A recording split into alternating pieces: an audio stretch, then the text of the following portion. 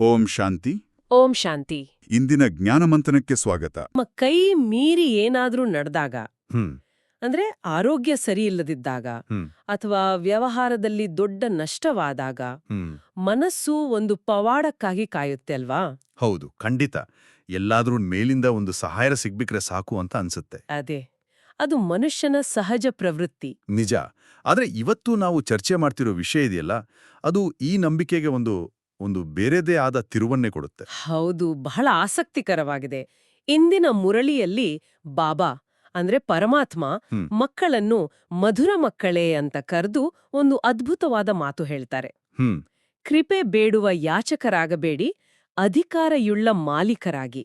ಹ್ಮ್ ಈ ಒಂದು ವಾಕ್ಯವೇ ಇಡೀ ದೃಷ್ಟಿಕೋನವನ್ನು ಬದಲಾಯಿಸುತ್ತೆ. ಖಂಡಿತ. ಇದರ ಆಳಕ್ಕೆ ಇಳಿದು ನೋಡೋಣ. ಬನ್ನಿ. ಇವತ್ತಿನ ಪ್ರವಚನ ಶುರುವಾಗೋದೇ ಒಂದು ನೇರವಾದ ಪ್ರಶ್ನೆಯಿಂದ. ಹೌದು.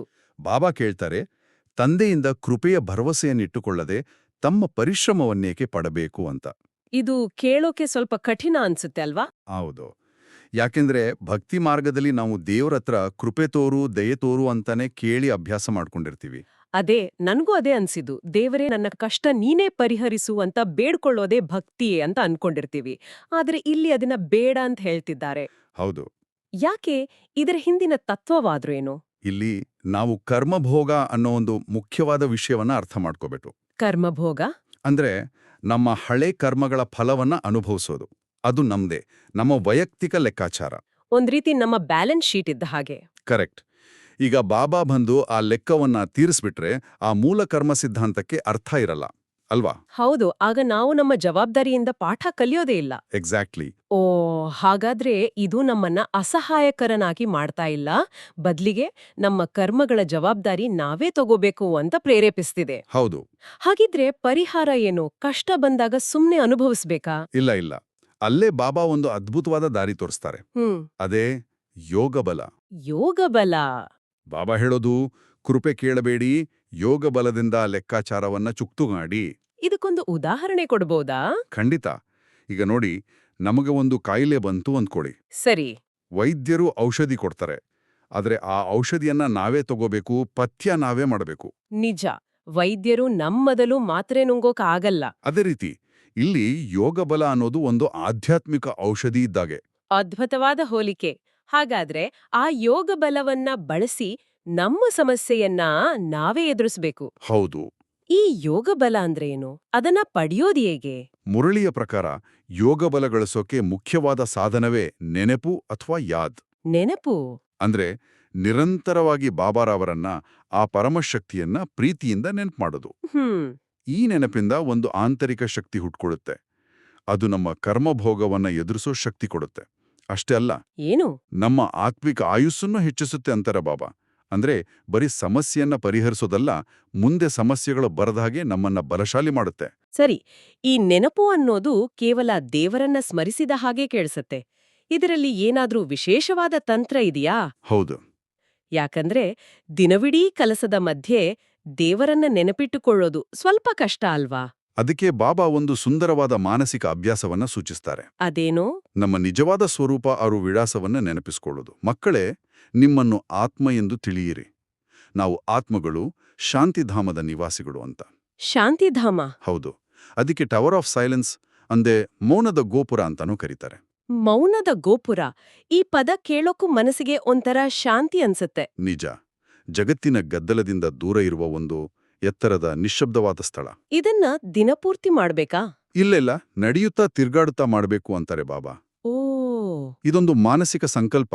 ಕೆಲಸ ಮಾಡ್ತಾ ಇರಬೇಕಾದ್ರೂ ನಾನು ಈ ದೇಹ ಅಲ್ಲ, ನಾನು ಶಾಂತ ಸ್ವರೂಪ ಆತ್ಮ. ನನ್ನ ನಿಜವಾದ ಮನೆ ಆ ಮೌನದ ಗೋಪುರ ಅಂತ ಒಂದು ಕ್ಷಣ ನೆನಪಿಸ್ಕೊಂಡ್ರೆ ಸಾಕು, ಮನಸ್ಸು ರೀಚಾರ್ಜ್ ಆಗುತ್ತೆ. ಇದೊಂದು ಸಂಚಾರಿ ಧ್ಯಾನ ಇದ್ದ ಹಾಗೆ. ಹೌದು.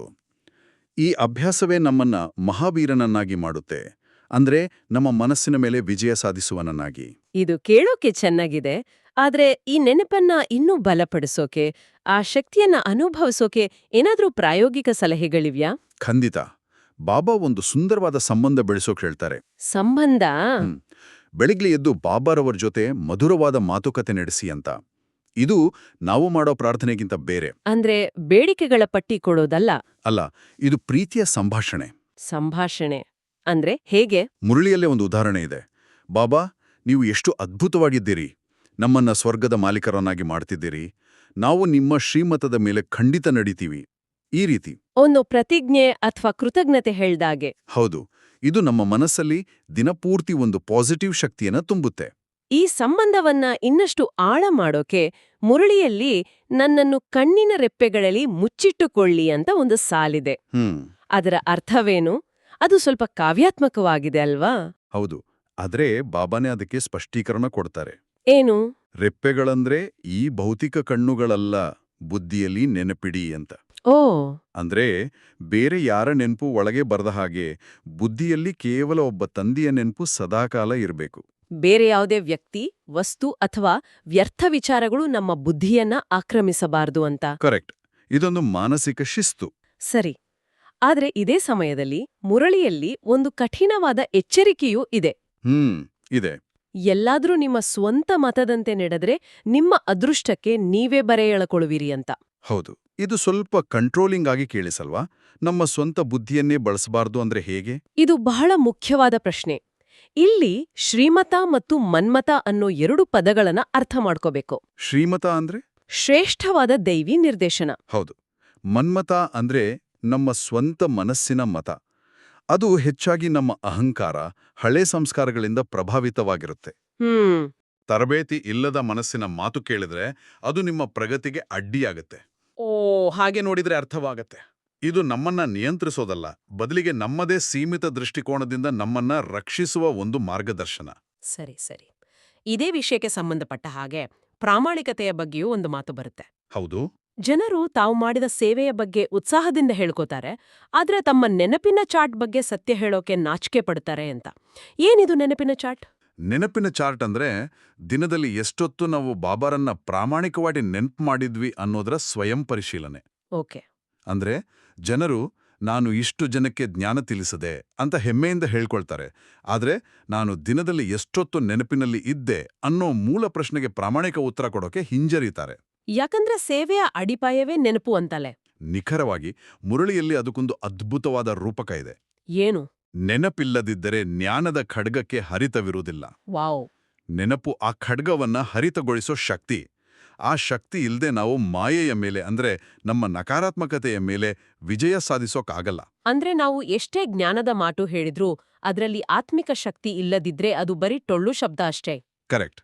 ಇದೇ ಕಾರಣಕ್ಕೆ ಅನ್ಸುತ್ತೆ ಕೆಲವರು ನಾನು ನಿರಂತರ ನೆನಪಿನಲ್ಲಿ ಇರ್ತೀನಿ ಅಂದಾಗ ಬಾಬಾ ಪ್ರೀತಿಯಿಂದಲೇ ಆ ಸ್ಥಿತಿ ಈಗ ಯಾರಿಗೋ ಬಂದಿಲ್ಲ ಅಂತ ಸರಿಪಡಿಸ್ತಾರೆ. ಹೌದು. ಇದು ನಮ್ಮ ಮೇಲಿರೋ ಪರಿಪೂರ್ಣತೆಯ ಭಾರವನ್ನ ಇಳಿಸಿದ ಹಾಗೆ ಅನ್ಸುತ್ತೆ. ನಿಜ. ಇದರ ಉದ್ದೇಶ ನಾವು ಪರಿಪೂರ್ಣರು ಅಂತ ನಟಿಸೋದಕ್ಕಿಂತ ಪ್ರಾಮಾಣಿಕ ಪುರುಷಾರ್ಥಿಗಳಾಗಿರೋದು ಹೆಚ್ಚು ಮುಖ್ಯ ಅಂತ ತಿಳಿಸೋದು. ಬಾಬಾ ಮುಂದೆ ನಮ್ಮ ಸ್ಥಿತಿಯನ್ನ ಸತ್ಯವಾಗಿ ಒಪ್ಪಿಕೊಳ್ಳೋದೇ ಪ್ರಗತಿಯ ಮೊದಲ ಹೆಜ್ಜೆ. ಹೌದು. ಈ ಚರ್ಚೆಯ ಕೊನೆಯಲ್ಲಿ ಒಂದು ಮಹಾ ಮಂತ್ರವನ್ನ ಕೊಡಲಾಗಿದೆ. ಫಾಲೋ ಫಾದರ್ ಮತ್ತು ಸಿ ಫಾದರ್. ಇದರ ಮೂಲಕ ಏಕರಸ ಸ್ಥಿತಿಯನ್ನ ಮಾಡ್ಕೊಳ್ಳಿ. ಇದನ್ನ ಸ್ವಲ್ಪ ವಿವರಿಸ್ತೀರಾ? ಸಿ ಫಾದರ್ ಅಂದ್ರೆ ಏನು? ಸಿ ಫಾದರ್ ಅಂದ್ರೆ ಕೇವಲ ತಂದೆಯನ್ನೇ ನೋಡಿ ಅಂತ. ಇಲ್ಲಿ ತಂದೆ ಅಂದ್ರೆ ಆ ಆದರ್ಶ, ಆ ಸಂಪೂರ್ಣ ಸ್ಥಿತಿ. ಇದರ ಪ್ರಾಯೋಗಿಕ ಅರ್ಥ ನಮ್ಮ ಜೊತೆ ಆಧ್ಯಾತ್ಮಿಕ ಪಯಣದಲ್ಲಿರುವ ಬೇರೆ ಆತ್ಮಗಳನ್ನ ನೋಡ್ಬೇಡಿ. ಯಾಕಂದ್ರೆ ಅವರೆಲ್ಲರೂ ಇನ್ನೂ ಪುರುಷಾರ್ಥಿಗಳು. ಅವರಲ್ಲಿ ಗುಣಗಳ ಜೊತೆ ಕೊರತೆಗಳೂ ಇರ್ತವೆ. ಹೌದು. ನಾವು ಅವರ ಕೊರತೆಗಳನ್ನ ನೋಡಕ್ಕೆ ಶುರು ಮಾಡಿದ್ರೆ ಅದನ್ನೇ ಪರಚಿಂತನೆ ಅನ್ನೋದು, ನಮ್ಮ ಸ್ಥಿತಿಯೂ ಏರುಪೇರಾಗತ್ತೆ. ಇದು ಒಂಥರ ಬೇರೆಯವರ ಜೊತೆ ನಿಮ್ಮನ್ನ ಹೋಲಿಕೆ ಮಾಡ್ಕೋಬೇಡಿ, ನಿಮ್ಮನ್ನ ಆದರ್ಶದ ಜೊತೆ ಮಾತ್ರ ಹೋಲಿಸಿ ಅನ್ನೋ ಹಾಗೆ. ಕರೆಕ್ಟ್. ಹಾಗಾದ್ರೆ ಫಾಲೋ ಫಾದರ್ ಅಂದ್ರೆ? ಫಾಲೋ ಫಾದರ್ ಅಂದ್ರೆ ಆ ಆದರ್ಶ ಸ್ಥಿತಿಯ ಗುಣಗಳನ್ನ, ನಡವಳಿಕೆಯನ್ನ ಅನುಸರಿಸೋದು. ಆ ಸ್ಥಿತಿಯಂತೆ ಅಚಲವಾಗಿ ಅಡೋಲವಾಡಿ ಇರೋದು. ಹೀಗೆ ಮಾಡಿದಾಗ ನಮ್ಮ ಸ್ಥಿತಿ ಹೊರಗಿನ ಪರಿಸ್ಥಿತಿಗಳಿಂದ ಅಥವಾ ಬೇರೆಯವರ ನಡವಳಿಕೆಯಿಂದ ಪ್ರಭಾವಿತ ಆಗಲ್ಲ. ಆಗ ನಾವು ಏಕರಸ ಸ್ಥಿತಿಯನ್ನ, ಅಂದ್ರೆ ಒಂದು ಸಮತೋಲಿತ ಸ್ಥಿರವಾದ ಮನಸ್ಥಿತಿಯನ್ನ ತಲುಪಬಹುದು. ಹೌದು. ಬಹಳ ಸುಂದರವಾದ ವಿವರಣೆ. ಇವತ್ತಿನ ಈ ಆಳವಾದ ವಿಶ್ಲೇಷಣೆಯಿಂದ ಒಂದು ವಿಷಯ ಸ್ಪಷ್ಟವಾಯಿತು. ಸುಪ್ರೀಂ ಅಥವಾ ಶ್ರೇಷ್ಠರಾಗೋ ಈ ಪಯಣ ಹೊರಗಿನಿಂದ ಪವಾಡಗಳನ್ನ ವೀಡೋದಲ್ಲ. ಅಲ್ಲವೇ ಅಲ್ಲ. ಬದಲಿಗೆ ಒಬ್ಬ ತಂದೆಯ ಜೊತೆಗಿನ ಪ್ರೀತಿಯ ಪ್ರಾಮಾಣಿಕ ನೆನಪಿನಿಂದ ನಮ್ಮೊಳಗಿನ ಯೋಗ ಬಲ ಅನ್ನೋ ಶಕ್ತಿಯನ್ನ ಜಾಗೃತಗೊಳಿಸೋದು. ಹೌದು. ಈ ಪಠ್ಯ ನಮ್ಮನ್ನ ನಮ್ಮ ಅದೃಷ್ಟದ ರಚಯಿತರನ್ನಾಗಿ ನೋಡುತ್ತೆ. ಬಾಬಾ ದಾರಿ ತೋರಿಸ್ತಾರೆ, ಶಕ್ತಿ ತುಂಬ್ತಾರೆ. ಆದ್ರೆ ಆ ದಾರಿಯಲ್ಲಿ ನಡಿಬೇಕಾದವರು, ಆ ಶಕ್ತಿಯನ್ನ ಬಳಸಬೇಕಾದವರು ನಾವೇ. ಅವರು ನಮ್ಮ ಕೈ ಹಿಡಿದು ನಡೆಸ್ತಾರೆ, ಆದ್ರೆ ಹೆಜ್ಜೆ ಹಾಕಬೇಕಾದವರು ನಾವೇ. ನಿಜ. ಇಂದಿನ ಚರ್ಚೆಯ ಪ್ರಕಾರ ನೆನಪಿನ ಶಕ್ತಿಯು ನಮ್ಮ ಪ್ರತಿಯೊಂದು ಕರ್ಮಕ್ಕೆ ಒಂದು ಹರಿತ ಅಥವಾ ವಿಶೇಷವಾದ ಗುಣಮಟ್ಟವನ್ನ ಕೊಡುತ್ತೆ. ಹೌದು. ಇದೊಂದು ಕುತೂಹಲಕಾರಿ ಆಲೋಚನೆಯನ್ನ ಹುಟ್ಟಾಕುತ್ತೆ. ಏನು? ನಾವು ಪ್ರತಿದಿನ ಮಾಡೋ ಒಂದು ಅತ್ಯಂತ ಸಣ್ಣ ಸಾಮಾನ್ಯ ಕೆಲ್ಸವನ್ನ, ಉದಾಹರಣೆಗೆ ಒಂದು ಕಪ್ ಚಹಾ ಮಾಡೋದನ್ನ, ಆ ಸಂಪೂರ್ಣ ನೆನಪಿನ ಆಂತರಿಕ ಶಕ್ತಿಯ ಸ್ಥಿತಿಯಲ್ಲಿ ಮಾಡಿದ್ರೆ ಆ ಕ್ರಿಯೆಯ ಅನುಭವ ಮತ್ತು ಪರಿಣಾಮ ಹೇಗಿರಬಹುದು? ಇದೊಂದು ಚಿಂತಿಸ್ಬೇಕಾದ ವಿಷಯ. ಇದೊಂದು ಸುಂದರವಾದ ಪ್ರಯಾಣ ಇದ್ದಾಗೆ. ನಮ್ಮ ಹೊರಗಿನ ಕರ್ಮಗಳಿಂದ ಶುರುವಾಗಿ ನಮ್ಮ ಒಳಗಿನ ಸ್ಥಿತಿಯವರೆಗೆ, ಅಂದ್ರೆ ಮಾಡುವುದರಿಂದ ಆಗುವುದರ ಕಡೆಗೆ ಬಾಬಾ ನಮ್ಮನ್ನು ಕೈ ಹಿಡಿದು ನಡೆಸ್ತಾರೆ. ಎಷ್ಟು ಚೆನ್ನಾಗಿ ಹೇಳ್ರಿ. ಇದೊಂದು ಪ್ರಯಾಣವೇ ಸರಿ. ಹಾಗಾದ್ರೆ ಆ ಪ್ರಯಾಣದ ಮೊದಲ ಹೆಜ್ಜೆಯಾದ ಧಾರಣೆಯಿಂದನೇ ಶುರು ಮಾಡೋಣವೇ? ಖಂಡಿತ, ಶುರು ಮಾಡೋಣ. ಮೊದಲನೇ ಅಂಶವೇ ಮನಸ್ಸನ್ನು ಹಿಡಿಯುತ್ತೆ. ಬಾಬಾ ಹೇಳ್ತಾರೆ, ತಂದೆಯನ್ನು ಧೈರ್ಯ, ಗಂಭೀರತೆ, ಅರಿವಿನಿಂದ ನೆನಪು ಮಾಡಬೇಕು. ಇಲ್ಲಿ ಈ 3 ಶಬ್ದಗಳು, ಧೈರ್ಯ, ಗಂಭೀರತೆ, ಅರಿವು, ಇವು ನೆನಪಿಗೆ ಒಂದು ಹೊಸ ಆಯಾಮ ಕೊಡುತ್ತಲ್ವಾ? ಹೌದು ಹೌದು. ನನಗೆ ಧೈರ್ಯ ಅಂದಾಗ ಆಫೀಸ್ನಲ್ಲಿ ಇದ್ದಕ್ಕಿದ್ದಂತೆ ಕೆಲಸದ ಒತ್ತಡ ಜಾಸ್ತಿಯಾದಾಗ ಅಥವಾ ಮನೆಯಲ್ಲಿ ಏನೋ ಸಮಸ್ಯೆ ಬಂದಾಗ ಮನಸ್ಸು ಅಲ್ಲಾಡುತ್ತಲ್ಲ. ಸಹಜ ಅದು. ಆಗಲೂ ಸಹ ಒಂದು ಕ್ಷಣ ನಿಂತು ಬಾಬಾರನ್ನ ನೆನಪು ಮಾಡುವ ಆ ಒಂದು ಆಂತರಿಕ ಶಕ್ತಿ, ಅದೇ ಧೈರ್ಯ ಅಂತ ನನಗನಿಸುತ್ತೆ. ನೀವು ಹೇಳಿದ್ದು 100ಕ್ಕೆ 100 ಸರಿ.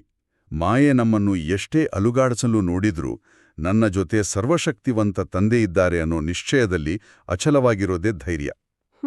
ಸರಿ. ಹಾಗಾದ್ರೆ ಗಂಭೀರತೆ ಅಂದ್ರೆ ಮುಖ ಗಂಟಿಕೊಂಡು ಕೂರೋದಂತೂ ಅಲ್ಲ. ಖಂಡಿತ ಅಲ್ಲ. ಅದರ ಅರ್ಥ ಬಹಳ ಆಳವಾಗಿದೆ.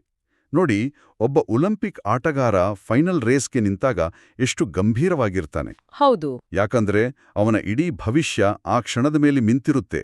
ಹಾಗೆಯೇ ಈ ಜ್ಞಾನ, ಈ ನೆನಪಿನ ಯಾತ್ರೆ ನಮ್ಮ 21 ಜನ್ಮಗಳ ಭವಿಷ್ಯವನ್ನ ನಿರ್ಧರಿಸುತ್ತೆ ಅನ್ನೋ ಅರಿವಿನಿಂದ ಮಾಡುವ ಪುರುಷಾರ್ಥವೇ ಗಂಭೀರತೆ. ವಾವ್! ಆ ಹೋಲಿಕೆ ಬಹಳ ಸ್ಪಷ್ಟ ಚಿತ್ರಣ ಕೊಡುತ್ತೆ. ಹಾಗಾದ್ರೆ ಅರಿವು ಅನ್ನೋದೇ ಈ ಎಲ್ಲದಕ್ಕೂ ಅಡಿಪಾಯ. ನಾನು ಯಾರು? ಈ ದೇಹ ಅಲ್ಲ, ನಾನು ಚೈತನ್ಯ ಶಕ್ತಿ, ಪವಿತ್ರ ಆತ್ಮ. ನಾನು ಯಾರನ್ನ ನೆನಪು ಮಾಡ್ತಿದ್ದೀನಿ? ಅವರು ನನ್ನ ತಂದೆ, ಪರಮಾತ್ಮ, ಜ್ಞಾನಸಾಗರ. ಈ ಸ್ಪಷ್ಟ ಅರಿವಿನೊಂದಿಗೆ ಮಾಡುವ ನೆನಪು ಮಾತ್ರ ಆಕ್ಯುರೇಟ್ ಆಗಿರುತ್ತೆ. ಇಲ್ಲದಿದ್ರೆ ನಾವು ಬರೀ ಮಂತ್ರದ ಹಾಗೆ ಬಾಬಾ ಬಾಬಾ ಅನ್ನಬಹುದು, ಆದರೆ ಬುದ್ಧಿಯ ಸಂಪರ್ಕ ಸರಿಯಾಗಿ ಜೋಡಣೆಯಾಗಿರೋದಿಲ್ಲ. ಅಕ್ಯುರೇಟ್ ನೆನಪಿನಿಂದ ಕರೆಂಟ್ ಸಿಗುತ್ತೆ ಅಂತ ಬಾಬಾ ಹೇಳ್ತಾರೆ. ಈ ಕರೆಂಟ್ ಅನ್ನೋದು ಕೇವಲ ಒಂದು ಮನಸ್ಸಿಗೆ ಸಮಾಧಾನ ಸಿಗೋ ಅನುಭವನ ಅಥವಾ ಅದಕ್ಕಿಂತ ಏನಾದರೂ ಹೆಚ್ಚಿದೆಯಾ? ಖಂಡಿತವಾಗಿಯೂ ಅದಕ್ಕಿಂತ ಹೆಚ್ಚಿನದು. ಇದನ್ನ ಹೀಗೆ ಅರ್ಥ ಮಾಡಿಕೊಳ್ಳೋಣ. ನಮ್ಮ ಮೊಬೈಲ್ ಫೋನ್ ಚಾರ್ಜ್ 10% ಇದ್ರೆ ಒಂದು ಕರೆ ಮಾಡಬಹುದು ಅಷ್ಟೇ. ಹೌದು. ಅದೇ 100% ಚಾರ್ಜ್ ಇದ್ರೆ ಇಡೀ ದಿನ ಎಷ್ಟೇ ಭಾರವಾದ ಕೆಲಸ ಕೊಟ್ರೂ ನಿಭಾಯಿಸುತ್ತೆ ಅಲ್ವಾ? ನಿಜ. ಹಾಗೆಯೇ ಬಾಬಾರವರ ಅಕ್ಯುರೇಟ್ ನೆನಪಿನಿಂದ ಸಿಗೋ ಕರೆಂಟ್ ಕೇವಲ ಒಂದು ಸಮಸ್ಯೆಯನ್ನ ಎದುರಿಸೋ ಶಕ್ತಿಯಲ್ಲ, ಅದು ಇಡೀ ದಿನದ ಸವಾಲುಗಳನ್ನ ಎದುರಿಸಿದ್ರೂ ಆತ್ಮ ಖಾಲಿಯಾಗದಂತೆ ನೋಡಿಕೊಳ್ಳುವ ನಿರಂತರ ಶಕ್ತಿ. ಅಂದ್ರೆ ಇದೇ ಆತ್ಮದ ಚಾರ್ಜಿಂಗ್. ಅದೇ. ಈ ಉದಾಹರಣೆ ವಿಷಯವನ್ನು ಮನದಟ್ಟು ಮಾಡಿಸಿತು. ಈಗ 2ನೇ ಧಾರಣೆಯ ಅಂಶಕ್ಕೆ ಬರೋಣ. ಅದು ನಮ್ಮ ನಡವಳಿಕೆಯ ಬಗ್ಗೆ ಇದೆ. ಶ್ರೇಷ್ಠ ಪದವಿ ಪಡೆಯಲು ಸ್ವಯಂನ ಚಲನೆಯನ್ನು ಸುಧಾರಿಸಬೇಕು. ಇಲ್ಲಿ ಚಲನೆ ಅಂದ್ರೆ ನಮ್ಮ ನಡಿಗೆ ಮಾತ್ರವಲ್ಲ ಅಲ್ವಾ? ಖಂಡಿತ ಇಲ್ಲ. ಚಲನೆ ಅಂದ್ರೆ ನಮ್ಮ ಇಡೀ ವ್ಯಕ್ತಿತ್ವ, ನಮ್ಮ ಮಾತು, ನಮ್ಮ ನೋಟ, ನಮ್ಮ ಯೋಚನೆಗಳು, ನಮ್ಮ ಕೆಲಸ ಮಾಡೋ ರೀತಿ ಎಲ್ಲವೂ ಸೇರಿ ನಮ್ಮ ಚಲನೆಯಾಗುತ್ತೆ. ಇದರಲ್ಲಿ ಇನ್ನೊಂದು ಅಂಶ ಇದೆ. ಹೆಚ್ಚು ಆಸೆಗಳನ್ನ ಇಟ್ಕೊಳ್ಬಾರ್ದು. ಆಸೆಗಳಿಗೂ ಶ್ರೇಷ್ಠ ಪದವಿಗೂ ಇರೋ ಸಂಬಂಧ ಹೇಗೆ? ಆಸೆಗಳಿರೋದು ಸಹಜ ತಾನೆ? ಸಹಜ. ಆದ್ರೆ ಆಸೆಗಳು ಆತ್ಮಕ್ಕೆ ಒಂದು ರೀತಿಯ ಭಾರ. ಒಂದು ಬಿಸಿಗಾಳಿಯ ಬಲೂನ್ ಮೇಲೆ ಕಲ್ಲುಗಳನ್ನ ಕಟ್ಟಿದ್ರೆ ಅದು ಹೇಗೆ ಮೇಲೆ ಹಾರೋಕಾಗಲ್ವೋ? ಹೌದು, ಹಾರೋಕಾಗಲ್ಲ. ಹಾಗೆ ಆಸೆಗಳೆಂಬ ಕಲ್ಲುಗಳನ್ನ ಕಟ್ಟಿಕೊಂಡ ಆತ್ಮ ಹಗುರವಾಗಿ ಎತ್ತರದ ಸ್ಥಿತಿಯನ್ನ ಅನುಭವಿಸೋಕ್ ಸಾಧ್ಯವಿಲ್ಲ. ಆಸೆಗಳು ಹೆಚ್ಚಾದಷ್ಟು ಅತೃಪ್ತಿ ಹೆಚ್ಚಾಗುತ್ತೆ. ಸರಿ. ಯಾವಾಗ ನನಗೆ ಬಾಬಾ ಸಿಕ್ಕಿದ್ದಾರೆ, ಸರ್ವಪ್ರಾಪ್ತಿಗಳಾಗಿವೆ ಅನ್ನೋ ತೃಪ್ತಿ ಬರುತ್ತೋ ಆಗ ಆಸೆಗಳು ತಾವಾಗಿಯೇ ಕಡಿಮೆ ಆಗುತ್ತೆ. ಅಂತಹ ತೃಪ್ತ ಆತ್ಮಗಳೇ ಶ್ರೇಷ್ಠ ಪದವಿಯ ಅಧಿಕಾರಿಗಳಾಗ್ತಾರೆ. ಇದು ನಿಜ. ನಾವು ಬೇರೆಯವ್ರನ್ನ ನೋಡಿ ಹೋಲಿಕೆ ಮಾಡ್ಕೊಳ್ತಾ ನನ್ಗೂ ಅದು ಬೇಕು ಇದು ಬೇಕು ಅನ್ನೋದೇ ನಮ್ಮ ಅರ್ಧ ಶಕ್ತಿಯನ್ನ ಖಾಲಿ ಮಾಡುತ್ತೆ. ಹೌದಲ್ಲವೇ? ಇದರಲ್ಲಿ ಇನ್ನೊಂದು ಸೂಕ್ಷ್ಮವಾದ ವಿಷಯವಿದೆ. ಬಾಬಾ ಮಾತಾಪಿತರನ್ನು ಫಾಲೋ ಮಾಡಿ ಅಂತಾರೆ, ಸಹೋದರ ಸಹೋದರಿಯರನ್ನಲ್ಲ. ಆದ್ರೆ ನಾವು ಜ್ಞಾನದಲ್ಲಿ ಹಿರಿಯರಿಂದ ಸಾಕಷ್ಟು ಕಲಿಯುತ್ತೇವಲ್ಲ, ಈ ಗೆರೆಯನ್ನು ಎಲ್ಲಿ ಎಳೆಯಬೇಕು? ಬಹಳ ಪ್ರಾಯೋಗಿಕವಾದ ಪ್ರಶ್ನೆ ಇದು. ನೋಡಿ, ಹಿರಿಯರಿಂದ ಒಳ್ಳೆಯ ಗುಣಗಳನ್ನು ಕಲಿಯೋದ್ರಲ್ಲಿ ತಪ್ಪಿಲ್ಲ. ಆದರೆ ನಮ್ಮ ಆದರ್ಶ, ನಮ್ಮ ಅಳತೆಗೋಲು ಕೇವಲ ಒಬ್ಬರೇ ಆಗಿರಬೇಕು, ಬ್ರಹ್ಮಬಾಬಾ. ಯಾಕಂದ್ರೆ ಉಳಿದವರೆಲ್ಲರೂ ಇನ್ನೂ ಪುರುಷಾರ್ಥಿಗಳು. ಸರಿ. ಅವರಲ್ಲಿ ಒಳ್ಳೆಯ ಗುಣಗಳ ಜೊತೆಗೆ ಇನ್ನೂ ಕೆಲವು ಕೊರತೆಗಳು ಇರ್ಬೋದು. ನಾವು ಅವರನ್ನ ಫಾಲೋ ಮಾಡೋಕ್ ಶುರು ಮಾಡಿದ್ರೆ ಅವರ ಕೊರತೆಗಳನ್ನು ಅರಿವಿಲ್ಲದಂತೆ ಅನುಕರಿಸೋ ಸಾಧ್ಯತೆ ಇರುತ್ತೆ. ಹೌದು, ಈ ಸ್ಪಷ್ಟತೆ ಬಹಳ ಮುಖ್ಯ. ಧಾರಣೆಯ ಈ ಅಂಶಗಳು ನಮ್ಮ ಕರ್ಮಗಳನ್ನ ಶ್ರೇಷ್ಠವಾಗಿಸುತ್ತೆ, ಮತ್ತೆ ಇದೇ ನಮ್ಮನ್ನು ಇವತ್ತಿನ ವರದಾನದ ಕಡೆಗೆ ಕರೆದೊಯ್ಯುತ್ತೆ. ಧಾರಣೆಯಲ್ಲಿ ಫಾಲೋ ಫಾದರ್ ಬಗ್ಗೆ ಹೇಳಿದ್ರೆ, ವರದಾನದಲ್ಲಿ ಅದನ್ನೇ ಒಂದು ಮಹಾಮಂತ್ರವನ್ನಾಗಿ ಬಾಬಾ ಕೊಡ್ತಾರೆ. ಫಾಲೋ ಫಾದರ್ ಮತ್ತು ಸಿ ಫಾದರ್ನ ಮಹಾಮಂತ್ರದ ಮೂಲಕ ಏಕರಸ ಸ್ಥಿತಿ ಮಾಡ್ಕೊಳ್ಳುವಂತಹ ಶ್ರೇಷ್ಠ ಪುರುಷಾರ್ಥಿ ಭಾವ. ಹೌದು, ಒಂದು ನಿರ್ದಿಷ್ಟ ಸ್ಥಿತಿಯಲ್ಲಿ ಸ್ಥಿರಗೊಳಿಸುತ್ತೆ. ಓಹೋ. ಈ ಎರಡು ಶಬ್ದಗಳು, ಫಾಲೋ ಫಾದರ್ ಮತ್ತು ಸಿ ಫಾದರ್, ನಮ್ಮ ಇಡೀ ದಿನದ ಮನಸ್ಥಿತಿಯನ್ನ ನಿಯಂತ್ರಿಸುವ ಶಕ್ತಿ ಹೊಂದಿವೆ. ಫಾಲೋ ಫಾದರ್ ಬಗ್ಗೆ ಮಾತಾಡಿದ್ವಿ, ಆದ್ರೆ ಸಿ ಫಾದರ್ ಇದೆಯಲ್ಲ, ಇದು ನಮ್ಮ ಸಂಬಂಧಗಳನ್ನ ಮಧುರವಾಗಿಸೋ ಸಂಜೀವಿನಿ. ಸಿ ಫಾದರ್ ಅಂದ್ರೆ ಎಲ್ಲರಲ್ಲೂ ತಂದೆಯನ್ನೇ ನೋಡೋದಾ? ಹೌದು, ಆದ್ರೆ ಅದರ ಆಳವಾದ ಅರ್ಥ ನಮ್ಮ ಮುಂದೆ ಬರೋ ಆತ್ಮನ ಬಾಹ್ಯ ನಡವಳಿಕೆ, ಅವರ ಮಾತು, ಅವರ ತಪ್ಪುಗಳನ್ನ ನೋಡದೆ ಹಾ, ಅವರೊಳಗಿರೋ ಮೂಲ ಸ್ವರೂಪವನ್ನ ನೋಡೋದು. ಖಂಡಿತ ಆ ದೇವಿ ಅಂಶವನ್ನ, ಆ ಆತ್ಮ ತಂದೆ ಮಗು ಅನ್ನೋದನ್ನ ನೋಡೋದು. ಮನುಷ್ಯನ ಮನಸ್ಸು ಸಹಜವಾಗಿ ತಪ್ಪುಗಳನ್ನ ಹುಡುಕೋಕೆ ಹೋಗುತ್ತೆ, ಪರಚಿಂತನೆಗೆ. ಹೌದು, ಅದು ಬೇಗ ಆಗುತ್ತೆ. ಸಿ ಫಾದರ್ ಅಭ್ಯಾಸ ನಮ್ಮ ಮನಸ್ಸಿನ ಈ ಸಹಜ ಪ್ರವೃತ್ತಿಯನ್ನ ಬದಲಾಯಿಸಿ ಪ್ರತಿಯೊಬ್ಬರಲ್ಲೂ ಒಳ್ಳೆಯದನ್ನ ನೋಡೋ ದೈವಿ ಸಂಸ್ಕಾರವನ್ನ ಜಾಗೃತಗೊಳಿಸುತ್ತೆ. ಹಾಗಾದ್ರೆ ಈ ಮಂತ್ರದಿಂದ ಏಕರಸ ಸ್ಥಿತಿ ಹೇಗೆ ಸಾಧ್ಯವಾಗುತ್ತೆ? ಏಕರಸ ಸ್ಥಿತಿ ಅಂದ್ರೆ ಯಾವಾಗ್ಲೂ ಖುಷಿಯಾಗಿರೋದಾ? ಕೇವಲ ಖುಷಿಯಲ್ಲ, ಅದೊಂದು ಸ್ಥಿರತೆ. ಹೊರಗಿನ ಪರಿಸ್ಥಿತಿಗಳು ನಮ್ಮ ಮನಸ್ಸಿನ ಮೇಲೆ ಪ್ರಭಾವ ಬೀರದಂತಹ ಅಚಲ ಸ್ಥಿತಿ. ಯಾರು ಹೊಗಳಲಿ, ಯಾರು ತೆಗಳಲಿ, ನಮ್ಮ ಒಳಗಿನ ಶಾಂತಿ ಮತ್ತು ಪ್ರೀತಿಯ ಸ್ಥಿತಿ ಬದಲಾಗಬಾರದು. ಯಾವಾಗ ನಾವು ಎಲ್ಲರಲ್ಲೂ ತಂದೆಯನ್ನೇ ನೋಡ್ತೀವೋ, ಆಗ ಅವರ ನಡವಳಿಕೆ ನಮ್ಮ ಮೇಲೆ ಹೇಗೆ ಪ್ರಭಾವ ಬೀರುತ್ತೆ? ನಿಜ, ಬೇಯೋಲ. ನಮ್ಮನ್ನು ಟೀಕಿಸೋರ ಮೇಲೂ ಕರುಣೆ ಬರುತ್ತೆ. ಯಾಕಂದ್ರೆ ನಮ್ಮ ದೃಷ್ಟಿ ಅವರ ವರ್ತಮಾನದ ಕರ್ಮದ ಮೇಲಿಲ್ಲ, ಅವರ ಮೂಲ ಆತ್ಮಿಕ ಸ್ವರೂಪದ ಮೇಲಿರುತ್ತೆ. ಇದೇ ಏಕರಸ ಸ್ಥಿತಿ. ಇದು ಕೇಳೋಕೆ ಎಷ್ಟು ಸುಂದರವಾಗಿದೆ. ಮತ್ತು ಇವತ್ತಿನ ಸ್ಲೋಗನ್ ಈ ವರದಾನಕ್ಕೆ ಹಿಡಿದ ಕನ್ನಡಿಯಂತಿದೆ. ಹೌದಲ್ವೇ? ಪರಚಿಂತನೆಯ ಪ್ರಭಾವದಲ್ಲಿ ಬರದೆ ಶುಭ ಚಿಂತನೆ ಮಾಡುವಂತಹ ಶುಭಚಿಂತಕ ಮಣಿಯಾಗಿರಿ. ನೋಡಿ, ಯಾರು ಸಿ ಫಾದರ್ ಅಭ್ಯಾಸವನ್ನ ಚೆನ್ನಾಗಿ ಮಾಡ್ತಾರೋ ಅವರ ಮನಸ್ಸಿನಲ್ಲಿ ಪರಚಿಂತನೆಗೆ ಜಾಗವೇ ಇರೋದಿಲ್ಲ. ಹೌದು. ಪರಚಿಂತನೆ ಅಂದ್ರೆ ಬೇರೆಯವ್ರ ಬಗ್ಗೆ ಕೆಟ್ಟದಾಗಿ ಯೋಚಿಸೋದು ಮಾತ್ರ ಅಲ್ಲ. ಅವ್ರು ಯಾಕೆ ಹೀಗ್ ಮಾಡಿದ್ರು, ಹೀಗ್ ಮಾಡಬಾರದಿತ್ತು ಅಂತ ವಿಶ್ಲೇಷಣೆ ಮಾಡೋದು ಕೂಡನಾ? ಖಂಡಿತ, ಅದು ಪರಚಿಂತನೆಯೇ. ಅದು ನಮ್ಮ ಸಮಯ ಮತ್ತು ಶಕ್ತಿಯನ್ನ ಕದಿಯೋ ಒಂದು ಸೂಕ್ಷ್ಮ ಕಳ್ಳ. ಈ ಪರಚಿಂತನೆಯಿಂದ ಹೊರಬಂದು ಶುಭಚಿಂತಕರಾಗೋಕೆ ಏನಾದ್ರೂ ಸುಲಭವಾದ ಅಭ್ಯಾಸವಿದೆಯಾ? ನಾನೊಂದು ಸಣ್ಣ ಅಭ್ಯಾಸ ಮಾಡ್ತೀನಿ. ಕೆಲವೊಂಗೆ ಟ್ರಾಫಿಕ್ನಲ್ಲಿ ಸಿಕ್ಕಾಕೊಂಡಾಗ ಯಾರಾದ್ರೂ ಅಡ್ಡಾಡಿಡ್ಡಿ ಗಾಡಿ ಓಡಿಸಿದ್ರೆ ತಕ್ಷಣ ಮನಸ್ಸಲ್ಲಿ ಇವರಿಗೆಲ್ಲ ಬುದ್ಧಿ ಇಲ್ಲ ಅಂತ ಸಂಕಲ್ಪ ಬಂದ್ಬಿಡುತ್ತೆ. ಹಾ, ಅದು ಸಹಜ. ಆ ಕ್ಷಣದಲ್ಲೇ ನನ್ನನ್ನು ತಡೆದು, ಇಲ್ಲ, ಇವರಿಗೂ ಶುಭವಾಗ್ಲಿ, ಇವರು ಸುರಕ್ಷಿತವಾಗಿ ಮನೆ ಸೇರ್ಲಿ ಅಂತ ಒಂದು ಶುಭ ಸಂಕಲ್ಪ ಕಳಿಸ್ತೀನಿ. ಆಶ್ಚರ್ಯ ಅಂದ್ರೆ ಆ ಒಂದು ಸಂಕಲ್ಪದಿಂದ ನನ್ನ ಮನಸ್ಸಿನಲ್ಲಿದ್ದ ಕಿರಿಕಿರಿ ಮಾಯವಾಗಿ ಶಾಂತಿ ನೆಲೆಸುತ್ತೆ. ಅದ್ಭುತ.